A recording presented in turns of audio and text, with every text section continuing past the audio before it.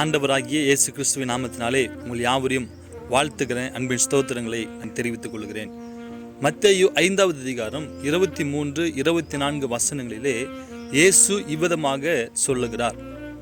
ஒருத்தன் பலிபீடத்தில் காணிக்க செலுத்த வரும் பொழுது ஒருவேளை தன் சகோதரரோடு கூட கோபித்து கொண்டிருந்தால் முதல்ல அவன் அந்த காணிக்கை அந்த பலிபீடத்தில் வச்சுட்டு போய் தன் சகோதரனோடு ஒப்புரவாகி விட்டு அதற்கு பின்பு வந்து அந்த காணிக்கையை செலுத்த வேண்டும் என்று அந்த இடத்துல நம்ம வாசிக்கிறோம்.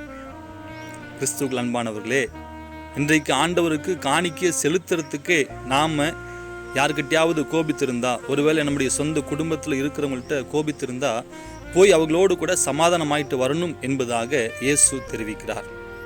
காணிக்கை செலுத்துறதுக்கே அப்படின்னா இன்னைக்கு ஆண்டவராகி இயேசு கிறிஸ்துவ இந்த உலகத்தை படைத்தவரை நம்ம தொழுது கொள்ளுகிறோம். ஒவ்வொரு நாளும் அவரை ஆராதித்து கொண்டிருக்கிறோம். அப்படி என்று சொல்லும் பொழுது நம்முடைய வாழ்க்கை எப்படி இருக்கணும் சற்று யோசித்து பாருங்க. இன்னைக்கு தேவையில்லாமல் நம்முடைய குடும்பத்தில் நம்முடைய உற்சாக உறவினர்களோடு நம்முடைய அக்கம் பக்கத்தில் இருக்கிறவங்களோடு நம்ம கோபித்து கொண்டிருக்கிறோம்.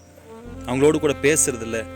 இன்னைக்கு எத்தனை பேர்கிட்ட தேவையில்லாமல் நம்ம சண்டை போட்டிருக்கிறோம், தேவையில்லாத வார்த்தைகளை பேசியிருக்கிறோம். அப்படி செய்துட்டு துணிகரமாக ஆலயத்தில் வந்து நம்ம ஆண்டவரை ஆராதிக்கிறோம். அப்படி அல்ல, ஆண்டவருடைய சமூகத்தில் வரும்பொழுது பரிசுத்தமாக நீங்களும் நானும் வர வேண்டும்.